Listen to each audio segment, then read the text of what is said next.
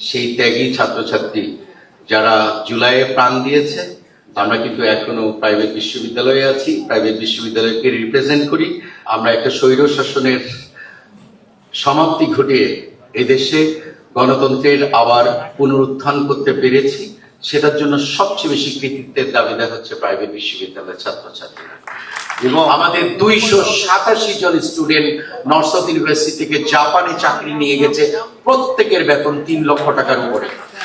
Private বিশ্ববিদ্যালয়ের যে ভূমিকা এবং আগামী দিনে আরো বাংলাদেশকে এগিয়ে নিয়ে যাওয়ার জন্য এই প্রাইভেট ইউনিভার্সিটি কিভাবে এগিয়ে আসছে সেটা যদি একটু কেউ বলতে পারি, সেটা আমার মনে হয় যে আজকের দিনে আমরা একটু স্মরণ করা উচিত। সেই ত্যাগী ছাত্রছাত্রী যারা জুলাইয়ে প্রাণ দিয়েছে, যাদের ত্যাগের বিনিময়ে আমরা এখানে এখন দাঁড়িয়ে কথা বলছি প্রাইভেট ইউনিভার্সিটি প্ল্যাটফর্ম থেকে।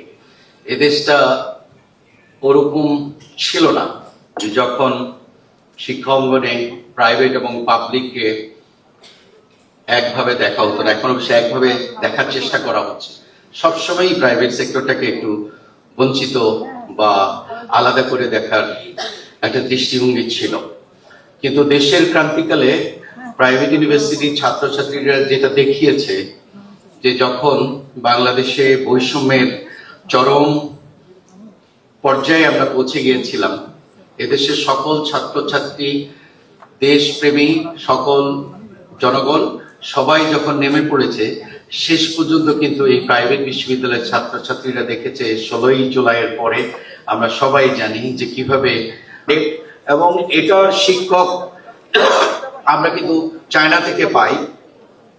শুধু ছাত্ররা একটা নমিনাল ফি দিয়ে চাইনিজ ল্যাঙ্গুয়েজটা পড়ে। যারা ছাত্র হোক অন্য লোক হোক, তাদের কর্মদক্ষতাটা, তাদের মার্কেটটা বাংলাদেশে সীমাবদ্ধ থাকে না। সে চায়নায় চলে যেতে পারে, সে অন্য দেশে যেতে পারে, সে বাংলাদেশে যে 640টা চাইনিজ কোম্পানি এখানে অপারেট করে সেখানে চাকরি পেতে পারে।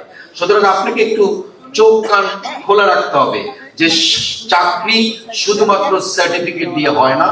চাকরি পেতে গেলে চাকরির সার্টিফিকেটের সাথে অন্য দক্ষতা লাগে। আমি একটা এক্সাম্পল দিলাম, এই ভাষার এক্সাম্পলটা। ঠিক একইভাবে জাপান গভর্নমেন্ট আমাদের ওখানে একটা প্রজেক্ট চালায়, আমরা ওটাকে বলি জাইকার প্রজেক্ট। দুটো প্রজেক্ট আছে জাপান গভর্নমেন্টের। আমরা অল্প স্টুডেন্ট নিতে পারি, ওটাতে খুব বেশি নেওয়া যায় না, কারণ প্রতিবারই 15-20 জন 20 জন করে নেওয়া হয়।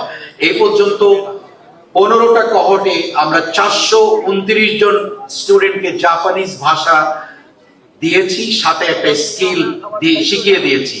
আপনি আগে চিন্তা করতে হবে যে পৃথিবী কোন দিকে যাচ্ছে আর আপনি কোনটা চিন্তা করছেন। একটা ছাত্র যদি এই জিনিসটা না বুঝে, in the Ira of convergence of technology, আপনি যদি আজকে বাংলাদেশে একটা বিসিএস এর চাকরির জন্য সময় ক্ষেপণ করবেন বারবার এবং আপনার বয়সটা পেরিয়ে যাবে, আপনি সেই লক্ষ্যে বসে থাকবেন, একদিন আপনি একটা গভর্নমেন্ট আপনাকে একটা চাকরি দিবে এবং সেই সিস্টেমে আপনি একটা বিরাট বড় অফিসার হয়ে যাবেন।